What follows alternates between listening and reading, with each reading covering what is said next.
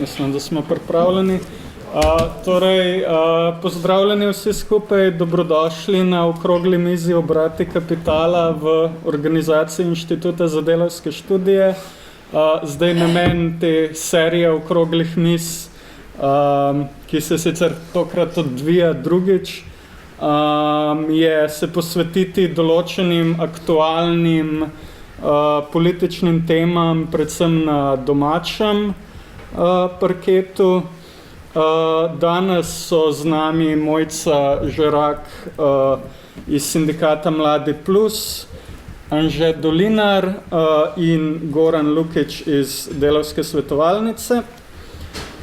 Pred nami so danes tri precej obsežne teme, ki v preteklih mesecih ali pa na tej točki že skoraj letih pretresajo slovensko politično, pa tudi seveda socialno sceno. Govorili bomo torej o minimalni plači, o plačni reformi v javnem sektorju in nazadnje tudi pokojninski reformi, predvidoma v tem vrstnem redu.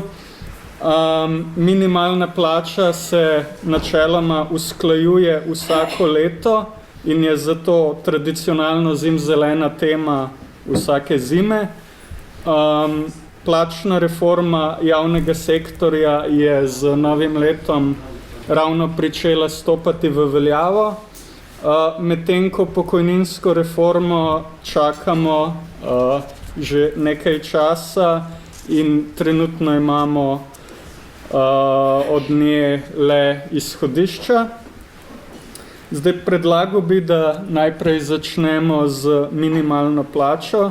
Se pravi, kot vemo, je v zadnjih mesecih minister za delo Luka Mesec tudi letos minimalno plačo zvišal zgolj za absolutni zakonski minimum.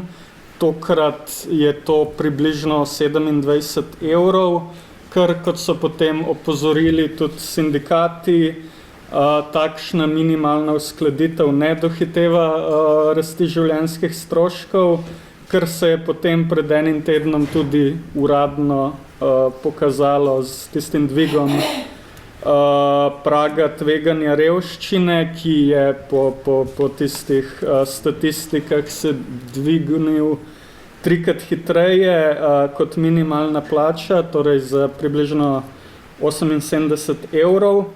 Zdaj, seveda, zanimivo je, da rast minimalne plače ne dohiteva rasti življenjskih stroškov ravno v času ministrovanja ministra, ki naj bi bil socialist. Zdaj, kaj lahko torej povemo o dvigih minimalne plače v zadnjih 2 letih, kako to vpliva recimo na trenutno materialno stanje delavskega razreda in kaj to sploh pomeni o določenih ideoloških premikih, ki potekajo v okolici domnevno socialistične stranke. Zdaj predlagam, da začnemo od mene v desno. Ti si začel. In se potem vrnemo nazaj na začetek, ko preidemo na novo temo. Ja, lahko. Ja. Mislim, se lahko za začetek, mogoče malo to, kar si ti povedal, ponazorim s konkretnimi številkami. Ne? Ta prag tveganja revščine, ki si rekel, da se je dvignil, to je 981 evrov na mesec, neto minimalna plača je trenutno 930 evrov. Kar pomeni, da je tle 50 evrov razhajanja med tem, kar je statistično gledano prag tveganja revščine in kaj je najnižja plača, ki bi jo naj ljudje v Sloveniji dobivali. Zdaj, kje se to kaže? To se za začetek kaže v tem, da je vedno več ljudi in tudi delavcev izpostavljenih revščini. Zdaj aktualen podatek zadnje 13,2% oseb v Sloveniji izpostavljenih temu tveganju. glede na to, da se ful radi hvalimo z rekordno nizko brezposelnostjo, je jasno, da to vključuje tudi ljudi, ki delajo, kar je itak je narobe, da je kdorkoli podvržen revščini, ne narobe razumeti, ampak prav posebej zavržno pa je, da so revščini podvrženi tudi ljudje, ki delajo. Tako da minimalna plača oziroma nasploh plače se zakonsko ureja takrat, kadar sindikati niso dovolj močni, kar je tudi v Sloveniji dejstvo, in kar se tiče te konkretnega zakona pri nas, se meni zdi zelo povedno to, da je ta zakon spisala, pripravila stranka Levica, ko so bili še v opoziciji, zakon je bil sprejet, in takrat se je zdela to ful velika pridobitev, da bo pač minimalna plača predstavljala med 20 do 40% več, kot so minimalni življenjski stroški. Ampak so pol noter neki taki detajli, ki se vseeno lahko vsakokratni minister malo izogne temu, da bi se res tako usklajevala minimalna plača. Mislim pa, da to glede tega ideološkega premika veliko poveže samo to dejstvo, da je bil ta zakon od te stranke vložen iz opozicije, odkar so pa v koaliciji, pa v bistvu sami iščejo te najnižje možnosti znotraj njihovega lastnega zakona, kako usklajevati minimalno plačo. Tako da bi rekla, da tako, zdaj ne vem, je bilo to politično naivno, če sem prijazna, mogoče neumno, mogoče oportuno, vstop v koalicijo v taka mala stranka, z takimi strankami, ki je bilo jasno, da ne bojo neke, ne bom rekla, mislim, niso niti socialdemokratske, kaj šele socialistične. Tako da je zelo jasno, da je ta vstop v koalicijo verjetno vsaj vplival, če ne bil pomemben del tega premika proti centru, kar se tiče Levice in aktualnega ministra. Tako da mislim, meni se zdi pač res žalostno in zavržno, da imamo minimalno plačo, ampak da ne moramo reči, da ljudem zagotavlja niti osnovnega preživetja, kaj šele dostojnega življenja. Tako da tako v splošnem, pa se bomo še kolikaj vrnili. Ja, težko se je ne strinjati.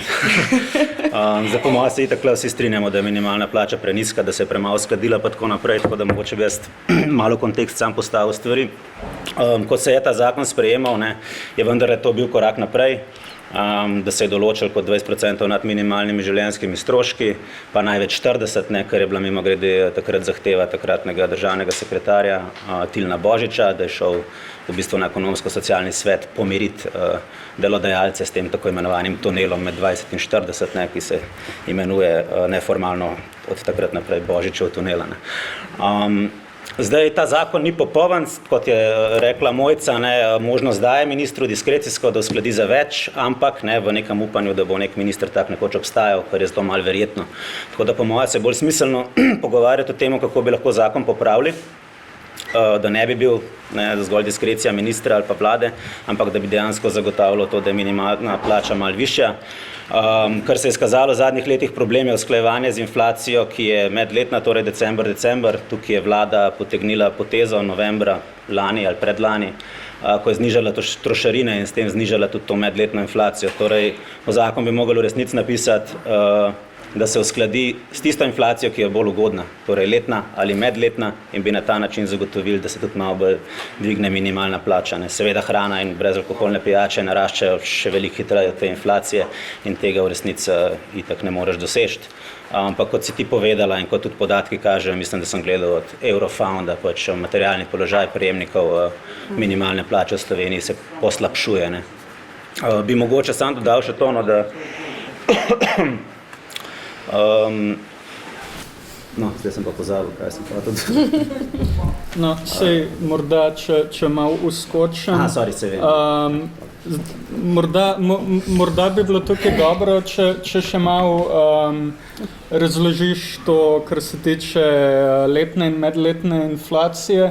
Zdaj se mi zdi, da takrat, torej lani, predlani, ko se je to dogajalo, da je to v veliki meri nekako šlo mimo javnosti, oziroma da se ni spet o tem manevru zelo veliko govoril, in se mi tudi zdi, da je nekaj, česar ne razumemo čisto v redu, kaj točno se je tam dogajalo, tako da če še malo bolj to pojasni. Ja, sej, dosti preprosto, ta medletna se torej primerja december, 2022 z decembrom 2023 in to primerjavo lahko znižaš, če novembra recimo znižaš trošarine, kar vlada lahko stori, in to so tudi naredili, tako da čisto dosti simpel.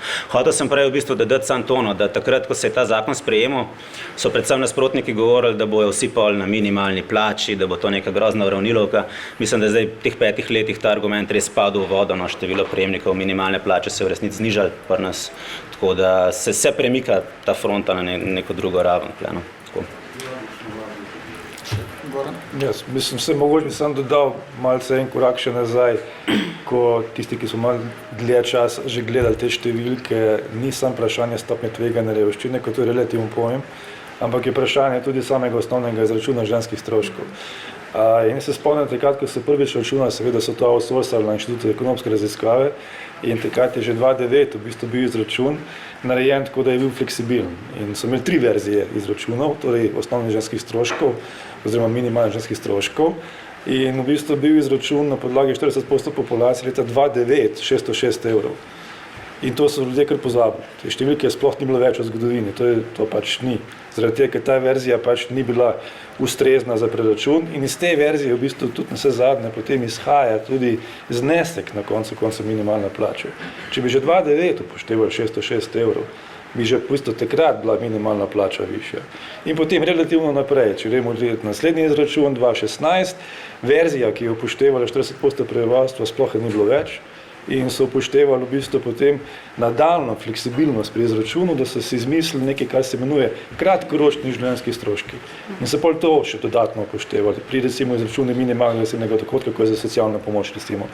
In še to so potem dodatno na podlagi tega kršili socialno pomoč, oziroma določila, da so znižali in še spet so v bistvu potem nekak plafon zniževali za minimalno plačo. Zdaj tisto, kar je pa zanimivo, dodatno, recimo, ne sem ta matematika, ki je zelo fleksibilna pri izračunavanju stroškov, politično fleksibilno smo se najjasne, pri izračunavanju stroškov, ki so bili, recimo, pa se izračunali 2009-2016, torej 7 let razlike bilo vmes, pa zdaj končno 2022 podatki, ampak je bilo to šlo ven potem 2023, 2024, te podatki so bili za nazaj, izračunani za 1 let, no, ampak je še dodatna zadeva, kaj pa je z določilom glede tega, da je v bistvu ne sme biti v bistvu osnovna plača pod minimalno. Torej, osnovna plača je enka, oziroma obratno, minimalna plača je enka. Tako da, tega določila sploh v bistvu se na več ne pogovarja v zakonu o minimalni plači. In zdaj imamo v bistvu, kot da bi rekel, 2 svetova pravzaprav. In to je nadaljevanje zgodba, o kateri bomo tudi govorili glede plačnega sistema na vse zadnje. Ti imaš nekoga, ki je zdaj prišel čez plafon minimalna plača v javnem sektorju, ko je direktno zaposlen, pa imaš nekoga, ki pač ima to srečo, da je outsourcen, pa dela isto, pa je na osnovni plači 400 evrov. Torej, razlika med njima, vemo, je v tem trenutku 900 evrov, pa delata isto. Tako da to pomeni, da ima ta oseba osnovno plačo, s katero se preračunavajo vsi dodatki, 3-krat nižjo. In v bistvu dela isto. In ne vem, zakaj je v bistvu zdaj kar neka ta debata okoli tega, da pač nobena osnovna plača ne more biti minimalno in da v bistvu, da zakaj ta debata popolnoma zamrla v zakonu o minimalni plači. Zakaj se to potem da na pleča socialnih partnerjev, na pleča vemo, kaj pomeni, da pač nikoli ne bo to realizirano, zaradi tega, ker socialni partnerji imajo partnerja, pač, ki se imenuje delodajalec in to ne bojo nikoli naredili. In je to popolnoma zamrla debata. In to meni prav noro, zaradi tega, ker na koncu imamo tukaj Levico, kot nekoga, ki ima pač čez ministrstvo za delo, ampak kot da tega dela sploh ni. Zdaj v bistvu imamo debato, ki je seveda zelo pomembna o preračunavanju in izračunavanju, ampak te debate, osnove, je pa ni več. In mislim, da tukaj imamo to kot nek indikativen moment, ne samo tukaj, tudi drugje. Kot da v bistvu en del nekako debate, en del področja debate se kar odškrne in se potem pogovarjamo o vse manjšem manevrskem prostoru posameznega recimo, ne vem, tega sistema. Bodi si minimalna plača, bodi si navsezadnje plačnega sistema, bodi si pokojninskega. In kako do tega pride? Ja, mislim, lahko smo, kako bi rekel, malce tako provokativni, pa rečemo, glej, ko je bila Levica v opoziciji, je bila bolj glasna, ampak je še vedno v bistvu imela določene nastavke, kar se tiče dojemanja samih zakonodaje, da grebe ožino, in potem je prišla pač zraven v koalicijo in potem je pač tisto jedro, ki je ostalo, šlo v to smer. Zdaj, kaj se tiče tega, jaz ne vem, kaj se dogaja v praksi na samem ministrstvu v tem trenutku, ampak realno gledano, meni fascinantno, kako se polje debate znotraj tudi v bistvu levice zelo pragmatično oži. In to ne samo tukaj pri minimalne plače nasploh. In seveda na koncu ostane tisti argument, ko je argument vsake stranke, ja, moramo biti realni. To ni argumentno pravzaprav. Še enkrat ponavljam, zaradi tega neargumenta, nedebatiranja okoli osnov, imamo zdaj dve čistilke v javnem sektorju, ko eno dobi osnovno plače 392 evrov, druga pa 1300. Pa delata isto. Ja, no, se glede tega razparcelevanja, glede na razne elemente plačnega sistema, mi je bila v osnovi tudi zelo povedna določena izjava od ministra Mesca iz novembra, mislim, da ko pove, da so višje plače dolgoletni cilj levice in potem začne, da so minimalno plačo z tem zakonom, ki je bil sprejet iz opozicije, v bistvu razrešili že, torej, da je stvar že dana ad acta. Zdaj pa je čas, ne, da se prestavimo na neko drugo področje, ki pa je potem ta plačna reforma javnega sektorja. Tako da ja, bi rekel, da se strinjam, da gre potem za neko hitro ožanje teh področji. Zdaj še eno vprašanje, ki bi ga imel za Mojco je, zdaj tukaj v publiki bi na uč rekel, da imamo precej študentov. Zdaj minimalna plača oziroma na njo vezana minimalna študentska postavka je ena redkih regulacij, ki jih študentsko delo danes dejansko ima. Zdaj študentski servisi pogosto zelo, ko dejansko kaj povejo, ampak pogosto zelo tako povejo, da danes je relativno malo študentov na minimalni urni postavki, medtem ko so večinoma višje. Zdaj imate v sindikatu kaj izkušenj recimo z študenti, ki prejemajo minimalno plačo in jaz bi tako, jaz bi tle pri študentskem delu vedno rada stopila en korak nazaj, se mi zdi vedno pomembno poudariti, da je pri nas študentsko delo neke vrste socialni korektiv, ki pomanjkljivo štipendijsko politiko nadomešča, ne. Pač radi rečemo, da je študij v Sloveniji brezplačen, ampak vsi vemo iz prakse, da ni pa brez stroškov, kar pomeni, da nekdo, ki želi študirati, pa mu starši ne morejo finančno pomagati, je primoran opravljati študentsko delo. In ravno te študente, ki morajo delati zato, da lahko študirajo, so te, ki so najbolj ranljivi, kot se reče. In to so tudi te študente, ki na koncu tudi poprimejo za dela, ki grejo za minimalno postavko, ker nimajo glih te izbire, ne? Ker ta ideja študentskega dela za pridobivanje izkušenj ali pa ne vem, neki prvi, naj rečem, pa sprobati si malo trg dela, to se je čisto izrodilo pri nas. Študentje so prisiljeni delati in ja, zato, ker ni nekih zakonskih regulacij, ki bi resno varovali študente delavce, so zelo pogosto tudi žrtve kršitev, ker se ne morejo kar upreti delodajalcu, ker njih lahko z danes na jutro brez razloga odpusti, ne. Tako da kar mi vidimo je predvsem, da te študentje, ki sprejmejo dela za minimalno postavko, so te, ki so eksistenčno najbolj odvisni od svojega dela in zato tudi se najtežje izpostavijo ali pa se postavijo sami zase, se borijo proti kršitvam, ne. Tako da tle mi vedno rečemo, da kar se tiče študentskega dela, je treba to zadevo reševati na drugi strani s primerno štipendijsko politiko, da nihče ne bi bil primoran delati za to, da lahko študira, ne. Zdaj pa pol spet, seveda je to popolnoma nerealno, so pol pač odzivi in odgovori. Zdaj sredstva, denar se vedno lahko najde, no, na konec dneva pri tistih, ki ga imajo največ, ker tudi to se pa rado pozabi pri nas povedati, da ko pride do, ne vem, davkov na premoženje, kapital, profite, smo pa pod evropskim povprečjem in po nekih teorijah bi celo lahko rekli, da mogoče na nek način davčna oaza, no. Tako da teh manevrov, iz kje bi se dalo dobiti sredstva za praktično vse, o čemer danes razpravljamo, no, štipendije oziroma ja, pa plačna reforma v javnem sektorju, pokojnine in tako naprej, so načini za pride do tega, ampak ja, pač bi rabili politiko, ki ne bi sam deklarativno rekla, da oni delajo za ljudi in ne za interese kapitala, ampak bi to res s politiko, no, svojo udejanjali. Tako da to, sem malo zašla s teme. V redu.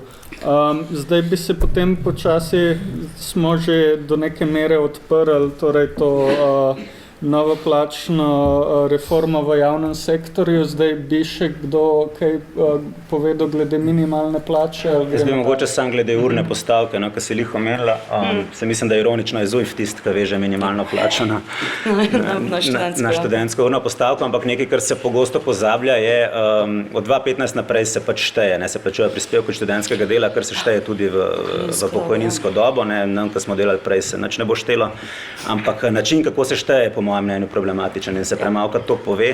Namreč naš pokojninski sistem deluje tako, da pogleda leta, ko si ti delal. Ne? Seveda, ko ti odmerijo pokojnino, tam je važna višina plače, ampak drugače pa gleda časovno obdobje. Ne? Pri študentih se gleda pa višina zaslužka, kar pomeni, da tisti, ki ima višjo urno postavko, v bistvu je manj časa delal, pa bo več dobe dobil, ker je pač tako, ne sem skregano s sistemom, je tudi pač nepravično. To sem hotel dodati. Ja, hvala. Ja. To je, imaš prav, preporedko se to pove. V redu, gremo potem na to novo reformo v javnem sektorju. Zdaj s to reformo, kot vemo, kot je bilo tudi veliko govorjeno v medijih, se je velikemu delu pač uslužbencev javnega sektorja povečala, zvišala plača, nekaterim kar občutno, nekaterim malo manj. Zdaj, na kar bi se jaz najprej tukaj fokusiral, je tista glavna obramba te reforme, torej, da se z njo uveljavlja ta sistem enka je minimalka, oziroma da je pač osnovna plača, najnižja osnovna plača, potem minimalna plača. Zdaj, kar recimo meni, z drugimi besedami tudi potem rečeno, da noben zaposlen v javnem sektorju ne bi mogel pasti pod minimalno plačo. Zdaj, kar meni recimo tukaj ni bilo povsem jasno, je ta člen tega zakona, ki to ureja, pač pravi, da torej, če bi bil javni uslužbenec, to je 15. člen zakona, če bi bil javni uslužbenec na podlagi določb tega zakona uvrščen v plačni razred, katerega vrednost je nižja od zneska minimalne plače, se javni uslužbenec uvrsti v prvi plačni razred, katerega vrednost je enaka ali višja od minimalne plače. Ampak potem naslednji stavek pa to dopolni: javnega uslužbenca na podlagi prejšnjega stavka ni mogoče uvrstiti v višji plačni razred, kot znaša končni plačni razred delovnega mesta oziroma naziva. Zdaj, to nisem v bistvu zaznal nikjer v medijih, da bi bilo kakorkoli interpretirano. Zdaj, a si jaz tukaj pravilno to razlagam, da ta enka in minimalka velja, dokler ne pade celotno delovno mesto, celoten poklic pod vrednost minimalne plače. Pa dokler se minimalna plača ne uskladi previsoko, pa ostane po tako nizkih zneskih. Mislim, po moje si prav predstavljaš, tisto, kar je mene zmotilo v resnici, je način usklajevanja. Zdaj, minimalna plača, kot smo prej rekli, se uskladi vsaj z inflacijo, 100% inflacije. Zdaj, ta nov zakon pa predvideva prvih 5 let praktično nobenega usklajevanja plač, oziroma zelo malo, če preseže neko mejo in tako naprej. Po 5 letih je pa predvideno usklajevanje v 80% inflacije, vkolikor se sindikati in vlada ne zmenijo drugače, ker se verjetno ne bodo. Skratka, vsaj po 5 letih, pa verjetno že prej, bo ratalo neko nesorazmerje med minimalno plačo in tem, in jaz to vidim kot en problem. Pa tudi to, kar si ti omenil. Jaz pač žal, nisem ta zakon prebral, ampak težko ti ga interpretiram. Po moje redko kdo bi razumel implikacije resne, kaj bomo videli, kaj bo s tem zakonom. Dejstvo pa je, da so pač že s tem, ko je razmerje 1:7 povečali enakosti znotraj javnega sektorja. Jaz sem se v 2 druga člena v resnici zapičil, ki govorite o napredovanjih. Eden pravi, da so možna neka izredna napredovanja, če si se posebej izkazal, drugi pa pravi, da je možno, da če se nisi izkazal, da ti ustavijo ta napredovanja in te dva člena meni res deluje, tako da je možno po eni strani nagrajevati neke, bom rekel, politično zaposlene kadre, po drugi strani pa mogoče res uvajati neko varčevanje v javnem sektorju. Ne. Zdaj to bomo videli, verjetno z naslednjo vlado, ki obljublja debirokratizacijo in tako naprej, ampak te dva člena sta se meni zdela v resnici najbolj čudna, no, bom rekel. Plus to, kar je seveda Goran omenil glede čistilk, pa boš verjetno še kaj povedal. Ne, Ja, saj v bistvu zdaj, kaj se tiče tega člena, če pogledaš njihovo spletno stran, tisti njihov PowerPoint v razlagi plačnega sistema, daje natanko v bistvu to strukturo poklicno za primer, kako se bo zvišala plača, ki je najbolj outsourcana, varnostnika.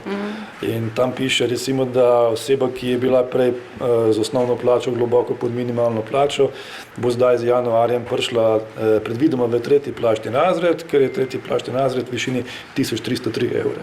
Torej bo imela v bistvu izhodiščno oziroma tehnično gledano osnovno plačo 1303 evre. Pika. Pa se pa debata končala. Tako da, ampak stvar je v tem, še enkrat ponavljam in tule res, mislim, se mi zdi, evo tisto oženje polja debate tukaj tako zelo indikativno in to celo na polju, ma ne celo, mislim, da sem lahko to tudi prevideval, na polju socialnih partnerjev, ker to pač v veliki meri niso njihovi člani, outsourceni delavci. Debate sploh ni bilo o tem, previdevam na ekonomsko-socialnem svetu, zaradi tega, ker eno so delavci, drugo so pa zaposleni. Plačni sistem velja za zaposlene v javnem sektorju. In spet pridemo do tega paradoksa. In v bistvu zdaj, kaj pa še večji paradoks je ta, ker se bodo plačne razlike povečevale v bistvu, zaradi tega, ker ti imaš zdaj varnostnike, ki bi imeli 1303 evre, imaš pa varnostnika ali pa varnostnico recimo na Ministrstvu za kulturo, ko tam dela že 7, 8, 90 let in ima osnovno plačo 600 evrov, bo zdaj v bistvu outsourcing postal bolj konkurenčen. Zaradi tega, ko bodo razlike v plačah, v bistvu osnovnih plačah višje in bo v bistvu zaveza iz koalicijske pogodbe, ko so jo podpisali in Levica in SD in ne vem kdo vse, ko piše, da bodo ukinili outsourcing, bo v bistvu ne samo, da bo počrkan na papirju, ampak v bistvu posmeh temu, kaj se zdaj dogaja. Ker bo v bistvu ta varianta, ki se zdaj dogaja, pospešila outsourcing. In mislim, da se lahko tile čistilni servisi in varnostne službe in tako naprej, ali pa celo konzorcije, ki imajo oboje, ker je tam mežnarja, bojo lahko gledali, aha, super. Razen v primeru seveda, če se ne bo našel kak pogumnež, pa bo dal notri v določila javnega naročanja oziroma pogodbe, da mora biti osnovna plača ista kot direktno zaposlenega. To ne bo naredili, ker s tem bodo kršili določila javnega naročanja v načelu gospodarnosti. Ampak poudarjam še enkrat, ne govorim za outsourcingu, kar tako za brez veze, ampak v bistvu govorim kot simptomu tega, kako sploh ni prišlo te debate nikjer na ekonomsko-socialnem svetu, nikjer na pogajanjih, nikjer na vladi, nikjer na ministrstvih, nič. Ti ljudje so pa v bistvu osnova, temelj. Če bi ti pogajalci za ministrstva en teden falili na šihtu, ne vem, kaj bi to opazil. Če bi pa falili čistilke, pa varnostniki, bi pa opazili. Jaz ne govorim zdaj o tem, da podcenjujem tukaj kakršnokoli linijo hierarhije, ampak bodimo tukaj pač resni do te zadeve in tukaj nažalost so vsi skupaj izpadli precej ignorantski do velikega dela delovne populacije. In mislim, ironično pa to, da govorimo na sezadnje, rekel direktno, mislim, sindikati. Oni bi mogli prvi tukaj naskočiti. To je njihov klasični, ajde rečemo temu, proletarski delavski razred, ki so ga tukaj popolnoma zignorirali. Zdaj, zakaj? Dve variante. Bodi si, da pač tega niso videli, kar je grozno, bodi si, da tega niso hoteli videti, kar je grozno. Tako da, vprašanje za sindikate, delavci seveda niso hoteli tega izpostavljati, njihovi člani so seveda tudi te razne firme, ki čistijo in varujejo, vlada, pa tudi seveda tega ni hotela kaj pa več izpostavljati, zaradi tega, ker bi to danes prišla malce v škripec, zaradi tega, ker bi potem mogla več dati. Tako da, kar se te debate tiče, zagotovo je zelo zanimivo tudi odziv, ko smo mi tudi sami nekako poskušali sprožiti med delavkami in delavci, naj nam pošljajo plačne liste, ti outsourcingi. Nazadnje sem dobil plačno listo od ene delavke, ki dela polovični delovni čas za enega čistilnih servisov. Ona ima plačo 190 evrov osnovno. Torej, to pomeni, da ima 392 evrov bruto osnovno plačo za 8 ur dela. In tak čistilni servis v bistvu je čistilni servis, ki ima dostop do javnega naročanja in tudi dobiva storitve v javnem sektorju. In v tem plačnem sistemu te čistilke ni, preprosto ni, ampak pride pa pazi to, pokojninski sistem, ker je tukaj zgarana, da pride iz bolniške v pokojninski sistem, torej pride v penzijo, ampak ko pa potem začne računati, kakšno imela pa penzijo, pa glava ne začne boleti. Tako da, to je vse povezano, ko mi se zdaj pogovarjamo. In minimalna plača, in plačni sistem, in pokojninski sistem. To je na eni osebi tako zelo povezano, da ne moreš verjeti. Na te čistilke, recimo. Tako da, mislim, nažalost bo to, recimo, ne vem, bojo, tako rekel, tile iz vlade še marsikaj slišal na račun teh čistilk pa varnostnikov, vsaj iz naše strani, ker tukaj preprosto ne smemo biti tihno. Mi je pa zelo žal, da pač sindikalna stran tega ne bom rekel, da ne izpostavlja, ker zdaj izpostavlja, ne? Zdaj, ko je to prišlo malo v medije, med pogajanjem pa tega nisem slišal, nič. Se jaz bi se kar na Gorana malo navezala, kaj je malo, mislim, je kar povezano z outsourcingom v javnem sektorju, kar pa mi tudi pri našem delu opažamo, je pa tudi to, da se nasploh začenja vedno bolj izkoriščati prekarne oblike dela v javnem sektorju namesto rednega zaposlovanja, študentsko delo ali pa SP-ji, ki bi po zakonu mogli biti zaposleni, ki imajo vse elemente delovnega razmerja, ampak pač ker ne odobrijo dodatnih kvot, pa ni denarja, pa gor dol vsi te klasični stalni izgovori, imajo pol tam študente za polni delovni čas praktično po pol leta ali pa še dlje. Taki primeri so po ministrstvih, so po raznih institucijah in kot pravim, to so študenti SP-ovci v ful ranljivem položaju, ko z danes na jutro ostanejo brez dela, opravljajo pa delo primerljivo z redno zaposlenimi tam. Tako da je outsourcing in tudi ta prekarnost, vse eno z drugim povezano, se zelo razširjata po javnem sektorju in tudi tega v resnici nihče ne naslavlja. Mi se malo nekaj trudimo, ampak kot nek mali akter je tudi tako, zelo težko. Pa tudi čisto se strinjam s to kritiko sindikatov, ker to pa tudi mi opažamo kot del Zveze svobodnih sindikatov, da za karkoli ni ta zelo klasična, ozkogledna sindikalna stvar, pa še tle se pogosto pri članih konča, niti ne, da bi govorili o delavcih, ampak o članih naših, ni nobenega posluha za to, tako.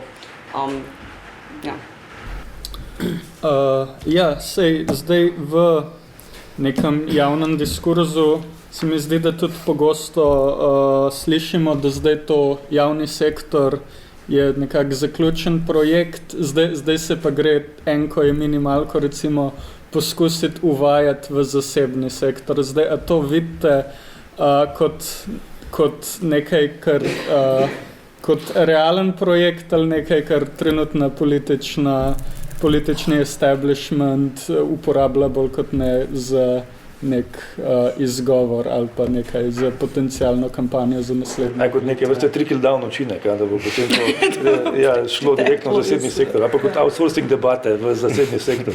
V nobenem primeru to ne bo šlo se. Mislim, ker so naslednje po pravici povedano, mogoče to ne vidi v javnosti, ampak lobistično težo imajo delodajalci močnejšo. Ker zaradi tega, ker oni pritiskajo iz makroekonomskega finančnega vidika, mi smo tisti, ki damo BDP in mi smo tisti, ki futramo javni sektor, bla, bla, bla. In če imaš ti inštalirane po ministrstvih razne aparačike, ki to kanon futr pač dobivajo v glavo vsak dan in dobivajo pač z vrha pač navodila, gled pač moraš tako delati, potem pač imaš tako debato, ko evo ga se na koncu zgodi ta vroči kosta, minimalka enka, daj vrši v zasebni sektor, se bo že nezmerno. Zmerno se bo tako, da bo utihnila debata, še preden se bo začela. In to je nerealno. Popolnoma nerealno, ker nažalost, kolikor vidim, določeni deli sektorjev sploh nima več kolektivnih pogodb. Torej ne sam podjetniških, recimo, ampak tudi dejavnosti. In to pove marsikaj. V bistvu, če nimaš pogajalske pozicije, ne moreš ti prelezti do te debate. In imaš ti v bistvu že leta in leta, če pogledaš osnovne plače v Sloveniji, jaz ne vem, če je, kje je kakšna dejavnost, kjer je pač minimalka enka. In ni. In to ima se kaj pove. Če pač bi bila minimalka enka v dejavnosti, ne bi bilo debate o tem, kje je minimalka enka. In se ima pa nažalost pač, evo, je to politični projekt, ki je zamrl še preden se je začel. Se tle veš, mislim, meni, ko sem prišla na sindikate in ko sem se prvi srečala s kolektivnimi pogodbami in videla te najnižje osnovne plače, marsikateri od njih, mene je bilo malo sramno, tako ta second hand shame sem čutila, ker je bilo res, kdo podpiše pogodbo, kjer je najnižja osnovna plača 430 € bruto. se mi je zdelo tako nepredstavljivo in ja, spet se pač vrnem na to, kar sem na začetku zelo na kratko rekla. Pač sindikati pri nas so res izredno šibki, no, tudi lahko rečemo, da pač ja, imajo delodajalci neko čisto makroekonomsko moč ali kakorkoli, vseeno je po moje tudi fair reči, da so sindikati marsikateri, ne vsi, no, ne bom rekla čisto generalno, so valjda izjeme med njimi, ampak tudi malo izgubili, no, ta stik s svojim članstvom, z delavci, ne komunicirajo z njimi teh takih sprememb, ni tega, da bi jih vsaj poskušali mobilizirati za kakšne akcije, da bi se za kaj dalo zboriti. Jaz ne vem, še upam biti malo naivno, no, da bi se z neko množično mobilizacijo dalo še kaj doseči, spremeniti. Tako da ja, no, se mi zdi čisto fair, pa lahko kot sindikalistka pokažem s prstom tudi na to, no, da take kolektivne pogodbe s takimi plačami, kot so trenutno podpisane, jaz tudi ne verjamem, da je realno, da bi se to kar samo od sebe zdaj magično iz teh 430 ali pa 690 v eni dejavnosti zdaj z danes na jutr kar ratalo minimalcno. Mislim, če lahko še jaz, no, jaz se strinjam nekako, da spremljamo nek propad sindikalizma pri nas z redkimi izjemami. Mi pa mogoče samo en primer, jaz mislim, da je eden od razlogov tako imenovan socialni dialog. Ne. Z ekonomsko-socialnim svetom, to je Drnovšek takrat ustanovil, so sindikate totalno pacifizirali in jih spravili v nek proces, kjer v bistvu sodelujejo, ne, pri uvajanju teh škodljivih reform. In lahko dam primer, no, enkrat sem bil na teh pogajanjih, ne, na ekonomsko-socialnem svetu, kjer sva pač s Furlanom, kolegom takrat ne nastopila in podatke metala in se kregala. In je predstavnik gospodarstva nagledal in je rekel, sej, se strinjam z vama, če grem jaz s tem zdaj nazaj, jaz jutri ne bom več službe. Jaz resno dvomim, ne, da Lidija Jerkič pride v neko tovarno in jo postavijo pred dejstvo, ne, zdaj pa ne boš imela službe. In to je eden od problemov, no, ki je pač struktura, ne samo zdaj, da kritika neke specifične sindikalne birokracije. Mislim pa, se strinjam glede outsourcinga, tudi tega nismo povedali, no, da s to reformo v bistvu najslabše plačani bodo že dobili nekaj več, ampak ne, na kakšen način v 3 tranšah, eno so dobili zdaj 100 evrov bruto, potem oktobra 100 evrov bruto in preostanek naslednji let. To bo pojedla inflacija in vse vidite, kako stvar rešujejo, ne, tako da uvažajo iz Nepala, iz Bangladeša in tako naprej. Tako da to. Ok, zdaj, če se strinjate, bi se premaknili še na stvar, ki nas pa v bistvu še čaka, to je pokojninska reforma. Zdaj o tej se govori že v bistvu nekaj časa. Stvar je bila tudi že pred leti v bistvu obljubljena Evropski komisiji, da se bo, da bo prišlo do določene sanacije oziroma krčenja našega pokojninskega sistema. Zdaj, zaenkrat imamo predvsem izhodišča, sicer tudi marsikaj veliko povedanega okoli njih, ampak v veliki meri od takrat, ko so prvič prišla ven, ostajajo ista. Zdaj, v njih najdemo en glavni pozitivni, recimo, ukrep, to je potem zvišanje odmernega odstotka, najdemo pa hkrati v zameno za to tudi vrsto ukrepov v drugo smer. Med pomembnejšimi lahko naštejemo zvišanje upokojitvene starosti za 2 leti, ki bi bilo potem potencialno komplementirano še z vrsto mehkih ukrepov za poznejše upokojevanje. Zdaj, pri mehkih ukrepih je seveda takoj vprašanje, če se za njimi ne skriva kakšna trda palica. Obenem so pa tudi seveda še vrsta drugih ukrepov, recimo razširitev referenčnega obdobja na celotno delovno obdobje minus najslabših 5 let, kar efektivno, mislim, potem pomeni nižanje plač. Zdaj, kakšna bi bila vaša ocena teh izhodišč, ki jih zaenkrat imamo? Pa začnemo. Spet z mano. Ja, jaz bi tako rekla, no, ta izhodišča pokojninske reforme, težko rečem, da so kaj drugega kot en kup varčevalnih ukrepov na penzijah, ker pač kaj višanje upokojitvene starosti prinese to, da manj ljudi, manj časa prejema penzijo, torej v resnici varčevalni ukrep. Zdaj, kaj to konkretno pomeni za ljudi, si tudi lahko predstavljamo, zdaj je pač, ne vem, za starostno, nas najbolj starostna skrbiči zaradi prekarcev in tako naprej, pa mladih, ki kasneje vstopajo na trg dela, zdaj se lahko ti pri 65 letih na podlagi samo starosti upokojiš. Zdaj bi se to mejo dvignilo na 67. Jaz iskreno že zdaj si težko predstavljam nekoga, ki je do 65. leta, pa tudi če je šele, ne vem, s 30. vstopil na trg dela, upravljal neko težko fizično delo ali pa mentalno, stresno, naporno delo, kako že do 65 zdržijo, to še podaljševati za 2 leti. Itak je pa tudi, ko enkrat začneš dvigovati starost, je malo, mislim, ne bo se verjetno ostalo tam, bo čez par let treba še malo dvigati, ker kolikor jaz vem, so neke želje po Evropi za do 69, ali dokot bi se na koncu dvigovalo. Kaj to v praksi pomeni? To, da pač bojo ljudje prišli v penzijo zmozgani, utrujeni, fizično, mentalno in ne bojo od tega obdobja imeli nič kaj veliko. Na koncu bi pa rekli, da si človek potem, ko je oddelal svoje, zasluži še nekaj cajta uživati v tem obdobju v penziji. Tako da, kar se starosti tiče, je pač, mislim, hkrati je tudi popolnoma nepotreben ukrep, če se mene vpraša, ves čas se grozi s tem demografsko sliko, prebivalstvo se stara, ampak hkrati se pozablja, ne vem, migracije imajo tle ful pozitiven vpliv v resnici, tudi pokojninski blagajni naši trenutno ne gre slabo, skozi zadnja leta je v resnici vedno boljš, razmerje med deloaktivnimi pa upokojenci se izboljšuje. Tako da ja, plus da pač kar tudi mi konstantno poskušamo opozarjati, ampak načeloma na gluha ušesa to naleti, da je tudi pri pokojninski reformi treba malo širše gledati. Prej sem že malo omenjala SP-ovca in tako naprej, mi imamo pač ful problem s tem v Sloveniji, SP-izacija na trgu dela in te ljudje praviloma minimalne prispevke odvajajo, medtem kar redno zaposleni proporcionalno od plače in iz tega naslova bi se verjetno tudi v blagajno pokojninsko več zbralo, že sam, če bi se trenutno zakonodajo upoštevalo, kaj šele, če bi jo izboljšali. Tako da to druga stvar pa spet, kot sem rekla, z davčnimi politikami, kapital napadejo, se spet lahko dobi dodatna sredstva, ker tle gre vse za to, ta prisila k tej pokojninski reformi, gre nekako za to, da Evropska komisija zahteva, da do nekega odstotka BDP-ja samo oziroma iz proračuna vzamemo sredstev in da je treba to znižati, nižati. Zdaj, tle se jaz pa tudi sprašujem o tem, koliko smo mi še avtonomna, suverena država ali karkoli, če pri takih osnovnih zadevah ne smemo sami več se odločati, ampak je to nek diktat, ki pride iz Bruslja. Tako da to, pa še to glede referenčnega obdobja, no lahko tudi rečem, seveda to pomeni predvsem niže penzije. Ja, pač že teh 24 let, ko je, ne vem zdaj, kdaj je bila ta sprememba, no, ko velja, je že to vplivalo na nižanje pokojnin.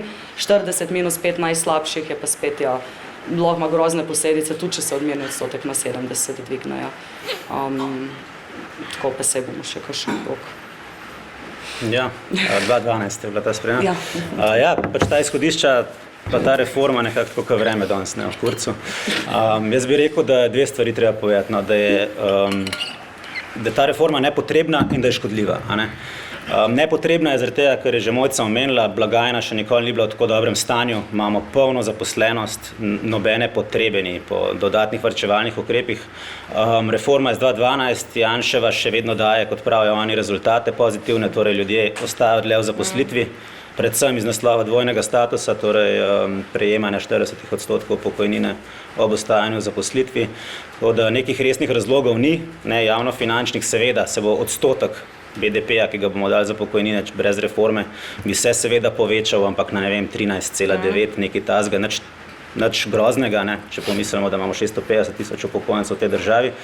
Tako da iz tega vidika ni potrebna. Potrebna ni, po mojem mnenju, niti na podlagi zavez, ki jih je prejšnja vlada dala v sklopu načrta za okrevanje in odpornost Evropski komisiji.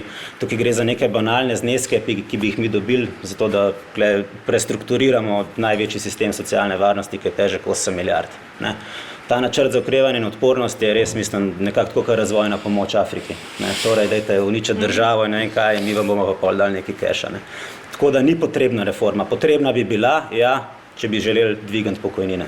Ampak tega nihče v resnici ne želi, te dvigi odmernih odstotkov, ko si jih ti omenjala, to ne bo spremenili praktično ničesar.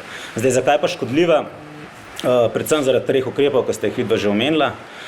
Najhujši je sprememba indeksacije, torej načina usklajevanja pokojnin, torej te formule. Tukaj bi pa šparali 1,7 odstotne točke BDP-ja, kar je v bistvu največ, ta ukrep bi največ privarčeval. Zdaj treba vedeti, da to formulo imamo od 2012 in je nekako takšna, 60% povprečne plače se upošteva, rasti iz preteklega leta, ne, glede na leto predtem, in 40% rasti, se pravi inflacije, rasti cen življenjskih potrebščin. Prej, zgodovinsko gledano, je bilo vse bolj vezano na plače. Spis 92 je recimo bil zgolj plače, torej če so plače zrasle za 1,5%, so tudi pokojnine šle gor. Oni znižujejo oziroma želijo znižati delež plač, kar pomeni, da se bojo pokojnine usklajevale manj, da bojo počasneje rasle in da bo kupna moč upokojencev upadala.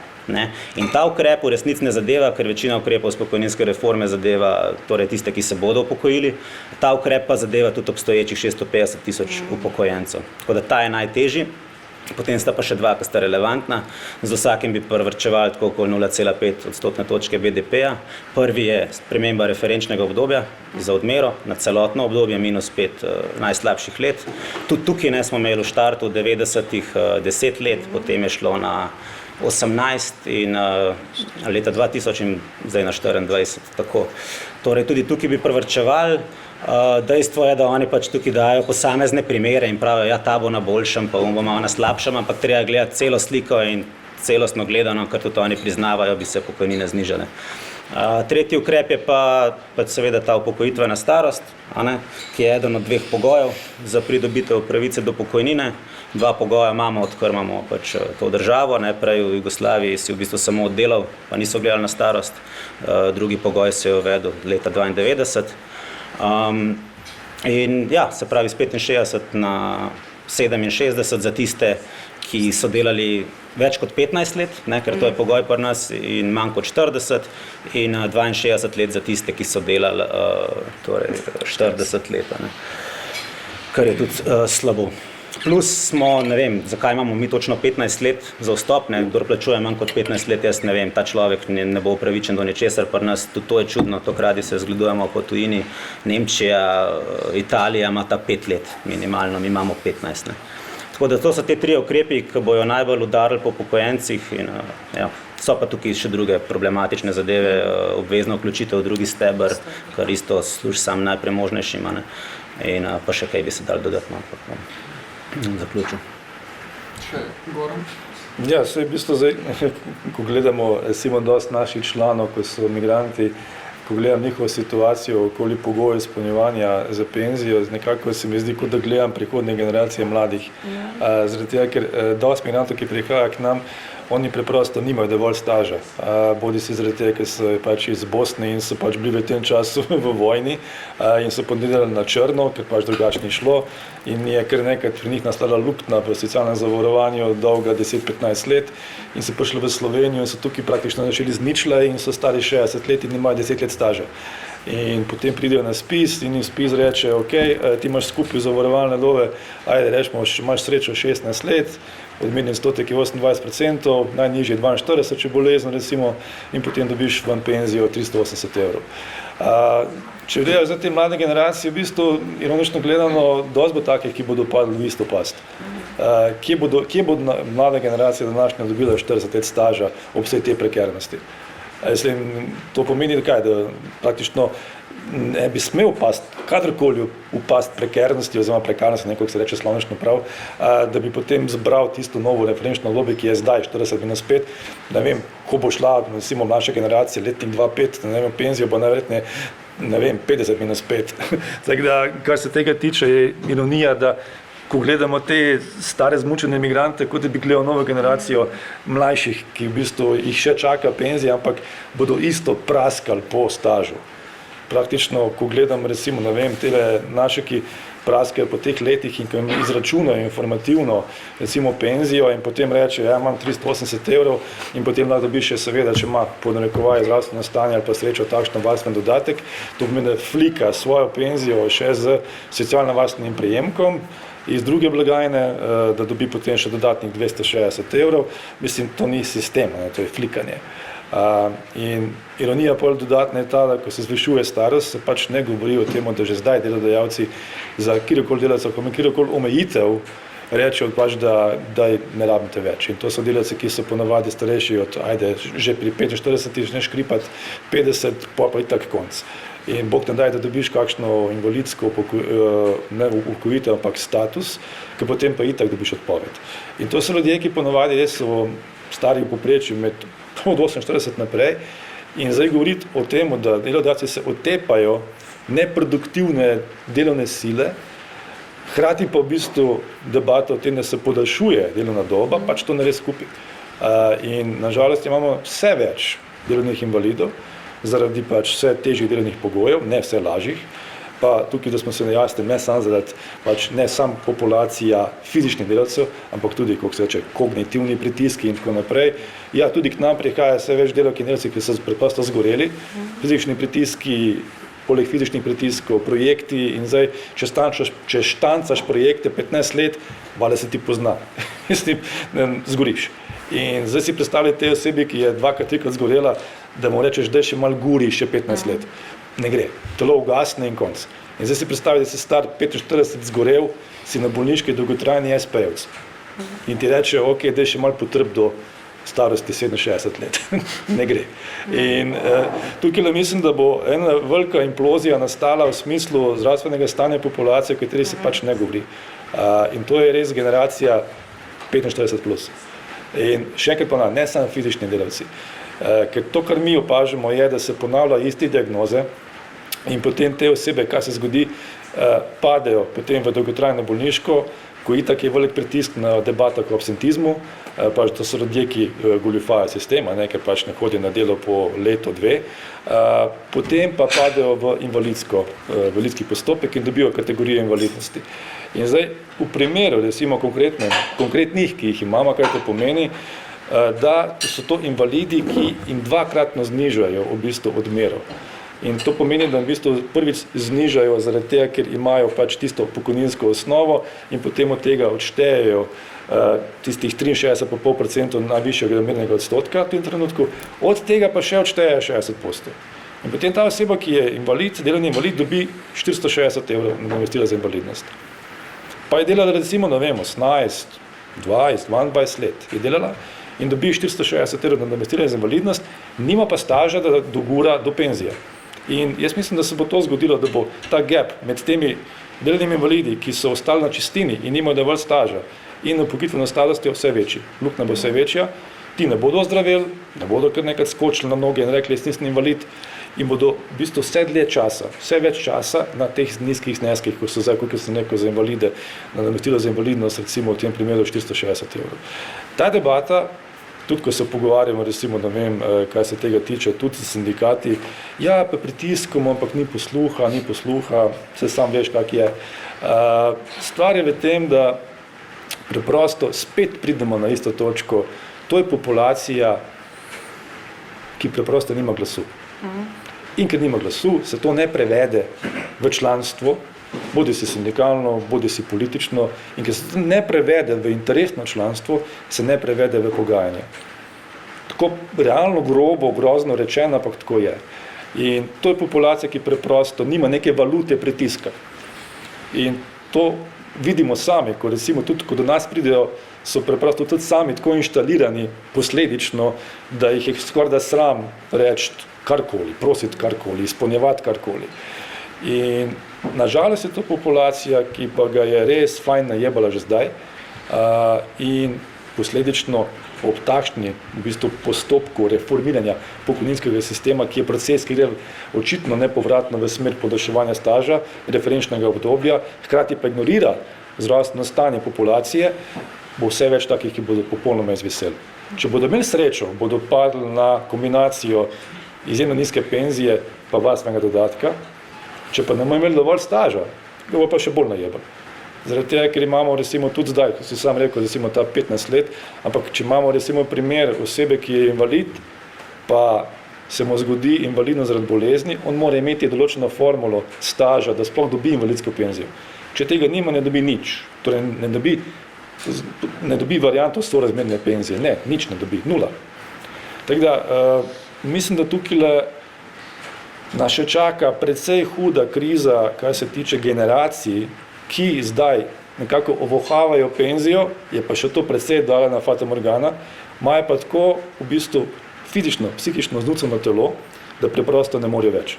In jaz si upam trditi, da te mlajše generacije bodo generacije, ki bodo na žalost, glede na tempo dela, glede na pritiske na delovnem mestu, razen če se res ne bo zgodilo kaj zelo premikajočega in radikalnega, padle v to past. Ker sami veste, kaj to pomeni projektno delo, zdaj pa si to naštancite na 40 let. Noben živ Bog tega ne zmore. Tako da, jaz mislim, da tule imamo zdaj neke nastavke, ki res grejo radikalno v negativno smer gledanja populacij, ki ne samo da odhajajo v penzijo, ampak ki so v tem trenutku nekako na začetku formalnega delovnega staža, čeprav so že napol zgoreli od neformalnega dela prekernega.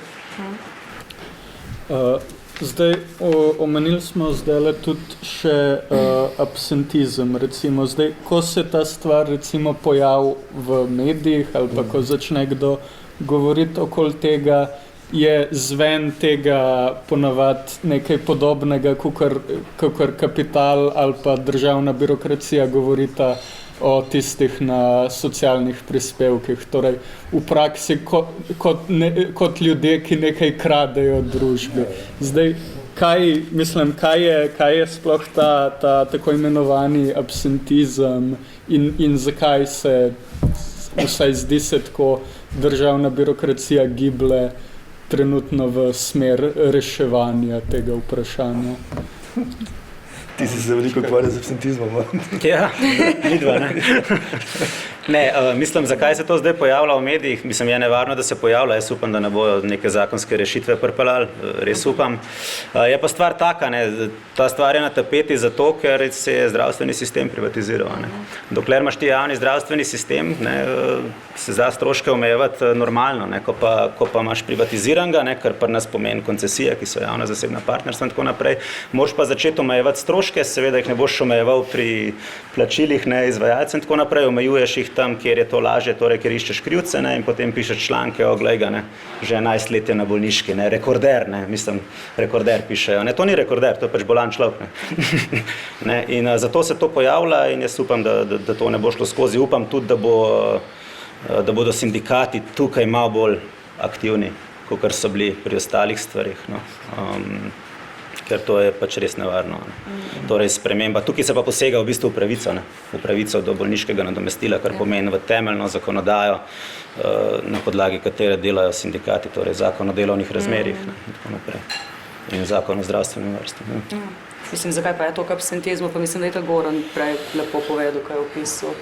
In fizična in kognitivno naporne službe, ne, pač, kad je enkrat telo, možgane, kakorkoli priteraš do konca, do zloma, se človek ne more več delati in seveda gre pol na bolniško, ki je lahko dolgotrajna, ne, tako da absentizem, če ga sprejmemo kot kao problematičnega, ga je spet treba na drugi strani reševati, pač poskrbeti za to, da ljudje zaradi dela se ne bojo znašli v takem stanju, da bojo mogli biti dolgoročno na bolniški, zaradi fizičnih ali mentalnih stanj.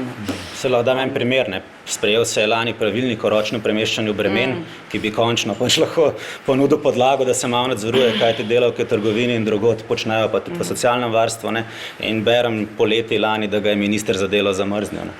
Jaz sem, kako zamrzneš pravilnik, ne, itak ga ne moreš, ne, to je itak sporno, ampak lahko ga, ne, tako da daš navodilo inšpektoratu, ne, pač tega ne nadzorujte, ne. Kar je po moje kaznivo celo v tej državi, ne vem, pač, ne. No. No, se tukaj še ena zadeva, kaj tiče absentizma, ko je v bistvu že zdaj se to na veliko dogaja lov na te osebe, ki furajo absentizem, in ta lov se dogaja v bistvu preko, zanimivo, outsourcenih zdravnikov. To so imenovani zdravniki na Zavodu za zdravstvo. To so v bistvu zdravniki, ki dobijo svojo funkcijo preko razpisa, da pregledujejo zdravstveno stanje ljudi, ki so bolani in se odločijo, ali ta oseba še vedno lahko na bolniški ali ne. In v bistvu to, kar mi opažamo zadnja leta, je to, da je zdaj v bistvu zavel nov mladi veter na Zavodu za zdravstveno v obliki vodje te komisije, ki jasno da tudi javnosti vedeti, da je vprašanje bolniške vprašanje motivacije. To pomeni, da pač oseba, ki je na bolniški, ima probleme z motivacijo. In posledično se dogaja to, da vse več imenovanih zdravnikov prisilno pošilja bolane ljudi, poškodovane ljudi delati nazaj. Recimo, ena naša članica so jo poslali nazaj delati, čistilka, in kaj se je zgodilo? Prvič je fasala pljučnico, drugič je pa padla po stopnicah. Kdo je odgovarjal za to? Noben. In to delajo imenovani zdravniki, ki se pač imenujejo kot imenovani dobesedno, to delajo vsak dan. Štancajo odločbe, na podlagi katerih v bistvu se zaključi bolniška in na podlagi katerih ta oseba mora iti nazaj delati. In evo, spet se zavrti po ta krog. Poslabšuje se zdravstveno stanje, potem posledično je še dolgotrajnejša bolniška oziroma absentizem, in potem še posledično kasneje pade še hitreje v invalidski sistem oziroma pokojninski invalidski sistem in potem spet na tisti znesek, kot sem rekel. Tako da že zdaj se dogaja ta intenzivni lov na te absentne osebe, kako bi rekel, in stvar je v tem, da to preprosto ni sam posamični primer, to je sistem. In to je v bistvu navodila, ki so jasna pač. Vi morate natančno gledati, v bistvu, kako spraviti to osebo nazaj delati. Ker kot bereš odločbe od Zavoda za zdravstvo, kaj not dvaskrat piše, ko se mi recimo pritožujemo. Imenovani zdravnik ni dolžan upoštevati vse dokumentacije.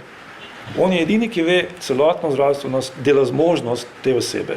In ne rabi gledati oziroma upoštevati posameznega izvida, posameznega specialista, ker ta oseba ne ve, kakšno je celotno njegovo zdravstveno stanje. Skratka, povedano po slovensko, če se ti sfuzla zaradi šihta, če pač zgoriš, potem ta oseba, ta zdravnik imenovani, ne bo gledal mnenje psihiatra.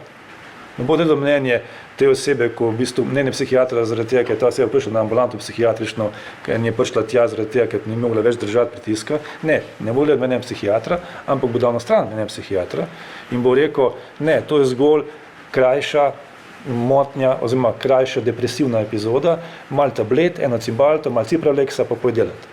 In tukaj je v bistvu zadeva taka, da je že to kronično napad na te osebe in spet kolesje se vrti. Ok, zdaj se že malo bližamo koncu. Zdaj še kakšne zaključne misli, potem pa predamo še besedo publiki za kakšna vprašanja oziroma komentarje. Ja, naj še drugi kaj podajo. Čas za vprašanja iz publike.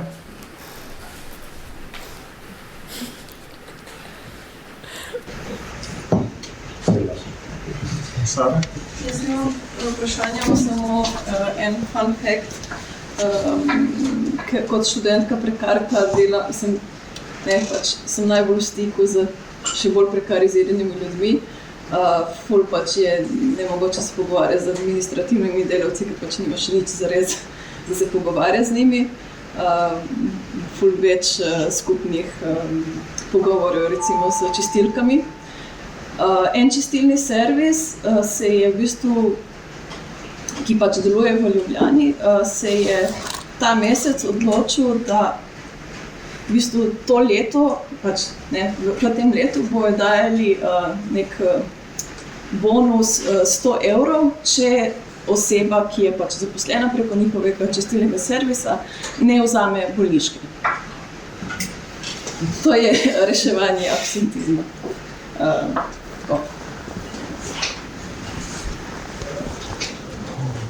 Ja, jaz imam mogoče vprašanje na pokojninski.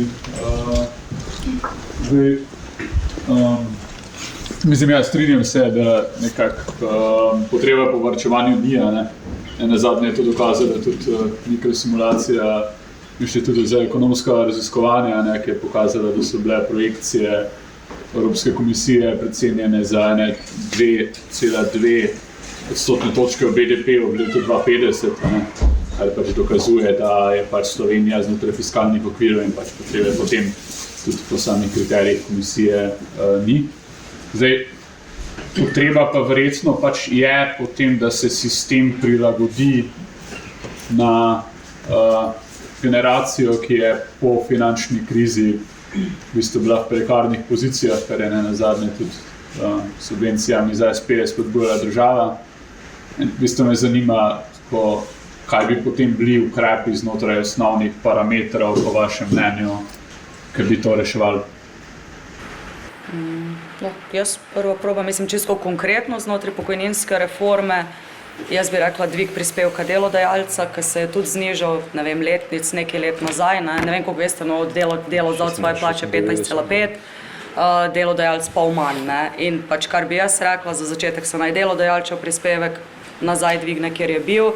Kaj si pa pač prekarce omenil, je pa tako pač, ne moramo vsega strogo znotraj pokojninske reforme in tega zakona reševati. ene stvari je pač treba na druge načine širše. Ne. Kar pač mi vidimo pri recimo prikritih delovnih razmerjih, študentsko delo in SP-ji, je res grozen problem inšpekcijski nadzor, ki ga praktično ni. Ko pa pride do njega, pa res ne znajo prepoznavati prikritih delovnih razmerij. Mi imamo na tej točki že resne zadržke, da sploh prijavljamo primere jih zaradi vodenja statistike, rečemo, ampak ne glede na to, koliko je jasno, da bi oseba mogla biti redno zaposlena za nedoločen čas, ga praktično ni organa v tej državi, razen če se za sodno pot odločajo te ljudje, kar je pač tu težka odločitev, ga ni organa, no, ki bi poskrbel že za trenutno spoštovanje zakonodaje, hkrati pa pač bi vsaj po naše bilo treba še z dodatnimi ukrepi zamejiti prekarnost, ne, zato da vsaj za vnaprej ta problem rešimo. Kar se pa tle konkretno tiče, pa pač ja, se je že prej Anže, ko je problematiziral teh 15 let, recimo, ki jih moraš imeti, da se lahko pogiš, lahko bi pa take ukrepe sprejemali, ne. A veš, se zniža ta delež, mislim tako, no, lahko bi bili ukrepi tudi obratni, ne v smeri varčevanja, ne. Ja, mislim, odgovor tako direkten na tvoje vprašanje je, da treba pač delo v tej državi spraviti pod zakon o delovnih razmerjih. Jaz bi SP ukinil osebno, pač ne. Je pa kle problem, no, s temi SP še en, ki ga tudi ne omenjamo dosti. Večinoma plačujejo prispevke od najnižje osnove, to je 60%. Najnižja osnova za odmero pokojnine je pa 76,5%, kar pomeni, da kle je neka nelogičnost v sistemu, ne, te ljudje bojo v bistvu, tukaj ni več Bismarcka, ne. Nisem se ga mrske ni, ampak tudi tukaj ga ni. Tako da, ampak ja, jaz bi SP enostavno ukinil, no. Mislim, druge poti so problematične, ne, ta nadzor in to, kar si rekla, jaz bi jih samo ukinil. Drugač pa ja, dvig prispevkov, prispevki so bili znižani dvakrat, leta 96, februarja pa junija. Zdaj nekaj se je omenjalo, ne, da ne bi to tudi s to reformo prišlo. Skupaj z znižanjem delavčev. Tako, ja, ena ne bi se znižala, druga dvignila. Kle je treba pozoriti, ne, da to ni predmet SPIZ-2 oziroma Zakona o pokojninskem in invalidskem zavarovanju, to pokriva Zakon o prispevkih za socialno varnost, ta zakon ni v domeni Luke Mesca, ampak Boštjančiča, ki ima po moje manjši interes, da to stori. No. Tako da to. No, se je mogoče kvečemo samo še za dodati, to, ko sem prej razlagal o osebah oziroma o delavkah in delavcih, ki postajajo invalidi. Oni delajo pri delodajalcih, ki so tudi velike firme. In ti delodajalci recimo na vsakega invalida, koliko je invalid, dobijo še plačane prispevke. To pomeni, da ga prvo ustvarja, pa še dobijo od države denar za tega človeka. Oni dobijo v bistvu plačani pokojninski prispevek za to osebo plus nagrado za preseganje kvote. Tako da na posamezno osebo lahko ta delodajalec, ki ustvarja tega invalida, dobi na račun tega invalida na mesec po 600 evrov. Tako da v bistvu to je praktično neka vrste nagrajevanje proizvodnje invalidov, ne. Tako da tukaj bi definitivno veljalo takšne delodajalce, ki lepo pridno ustvarjajo invalide, ne ravno nagrajevati, ampak kaznovati. Tako da tukaj, če že govorimo o bonusih, malosih, definitivno velja malo za takšne delodajalce, ne pa bonus. Ker konkretno na delavca takšna oseba res dobi nagrado, ki je zdaj mislim na 200 evrov, pa še neki, plus plačilo pokojninskega prispevka. In to ni zdaj zalimitirano določen čas, pač dokler je tam ta delavec. Tako da malo sistem absurden in mislim, tukaj bi veljalo obrniti, ne glih obrniti logiko, postaviti na pravo mesto logiko. Tako da, če že imaš delodajalce, ki proizvajajo invalide, kaznuje delodajalce, ne pa da se v bistvu kaznuje praktično sam delavec, ki ne upa iti v postopek invalidnosti, ki ve, da bo izgubil šiht. To se pa danes dogaja. Hvala. Še kakšno vprašanje? Mogoče najprej en komentar, ker v bistvu tam, kjer se tudi srečata in plačna in pokojninska reforma, vsaj po nekih mojih izkušnjah kot prekarc v javnem sektorju, je bila, da so znotraj pač nekih delovnih enot večkrat obstajajo neki ljudje, ki so recimo temu tik pred penzijo, torej da se ve, da imajo še 3 do 4 leta, ker imajo za sabo že dolgo in recimo temu zaslužno kariero, jim je plača zrasla že do kar zavedljivih višin. Poleg tega so kot zaslužni seniori znotraj pisarne. Se razume, da ker so že malce starejši, se jim je odvzelo nekaj delovnih bremen, hkrati imajo veliko dopusta in tako naprej.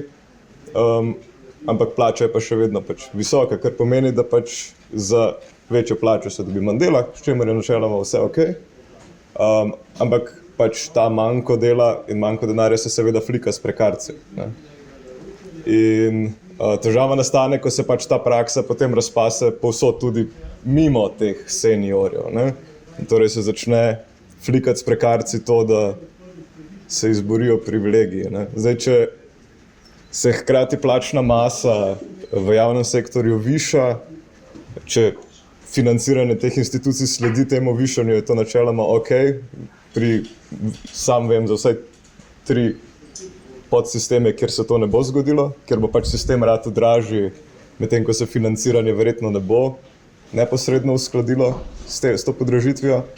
Kar na koncu pomeni, da obstaja ogromno enih prekarcev, ki jim je bila morda tudi na neki točki obljubljena služba in da se ve, da ko senior gre v penzijo, se bo sprostilo ne za 1 zaposlitev, ampak za 3 zaposlitve plače. Hkrati se ljudi podkupuje s tem dvojnim statusom, ko smo ga danes omenili, da še dlje ne grejo, s čimer se, kakor sem slišal, ne nazadnje tudi napihujejo statistike glede dejanskega stanja upokojitvene starosti na trgu dela. Pride pač tukaj spet do kontraefekta. Prekarnosti je več zaradi tega, ker je več flikanja, ker se več ljudi čaka na neko bodočo zaposlitev, hkrati pa pač ljudje, ki bi lahko šli že zdavnaj v penzijo, ne grejo. To za komentar kot vprašanje pa jaz bi... Na koncu je bil omenjen svež veter na Zavodu za zdravstveno zavarovanje, kjer naj bi neka gospa izjavila, da gre pri absentizmu za vprašanje motivacije in kot jaz razumem, to je pač nek urad, sklepam, ki zaposluje oziroma pač zaposluje zdravnike, da te vloge pregledujejo. To pomeni, da je mogel nekdo si izbrati zdravnike, ki bojo šli v ofenzivo. A lahko kdorkoli ve kaj več o tem, če ve kaj več o tem, pove kaj več o tem? Ja, tudi konkretno gre to za predsednika komisije zdravstvene, konkretno gre to za mladega zdravnika družinske medicine, to je ta svež veter. In ta gospod govori naokoli, da je vprašanje bolniške, dostikrat, da sem zdaj korekten do njega, vprašanje motivacije. In posledično se zgodi, da seveda pač, ko je takšen način razmišljanja inštaliran na vrh, gre potem ta navzdol. In potem imamo v bistvu izbor najetih, nezaposlenih, najetih zdravnikov, ki štancajo pač takšne odločbe, o katerih sem govoril. Po kakšnem principu se te ljudi izbere in najame v te komisije? Najame se po principu razpisa, kdo se prijavi, se prijavi. In to je to. Lahko jaz to dopolnim. V bistvu izvedenske komisije imaš na SPIZ-u in na Zavodu za zdravstveno zavarovanje, v bistvu 2 institucije. Zdaj sicer imajo ideje, da bi to združili pod enotni izvedenski organ, ampak bomo videli. Izvedence potredi svet zavoda, v katerem sedijo tudi sindikati v obeh izmed njih. In to so v bistvu v veliki večini zdravniki, ki delajo po avtorskih pogodbah. Sam par jih je redno zaposlenih in tam pač v bistvu štancajo te odločbe, ki jih je tudi številčno precej. Jaz sem šel to enkrat računati, pa na SPIZ-u prideš na to, da izvedenec povprečju spavni tam eno vlogo na 5 minut, čez palec rečeno. Tako da mislim, tako to deluje. Je pa bi jaz rekel, da še v bistvu da gre še stvar eno inštanco više, kot je Goran rekel. Ne sam, mislim, vodje komisije, ampak v bistvu tudi sami vodi zavoda usmerjajo delovanje komisiji v smer, da se izdaja čim več footnotov, torej čim več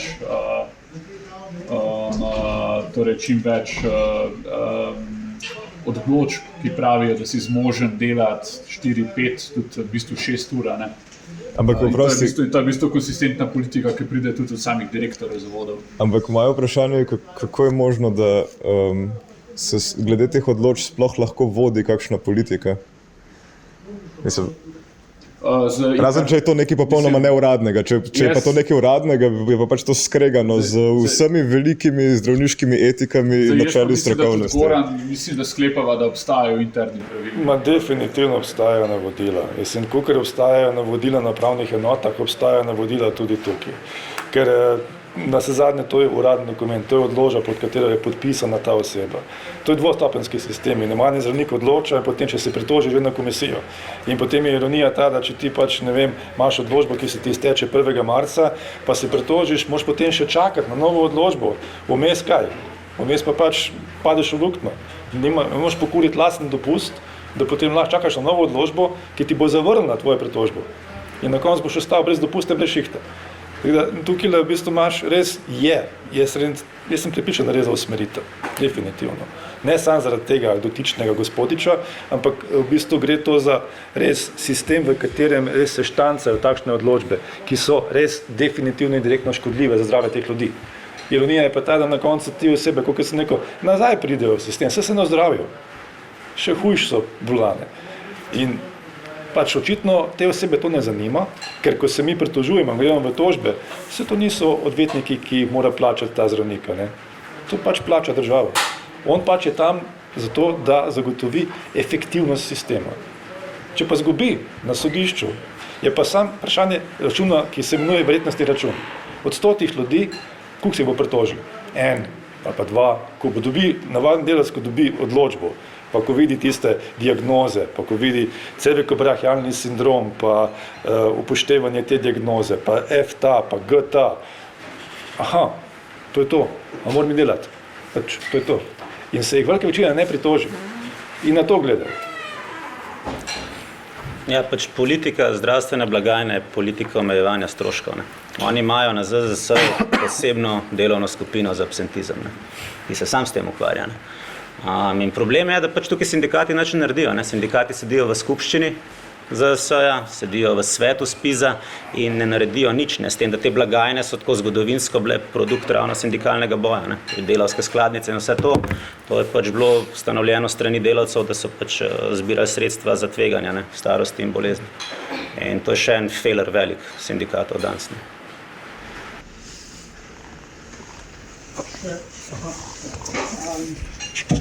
Mogoče samo, ne vem, en dober primer povedala, no, glede osnovne plače, ne, smo se prej pogovarjali.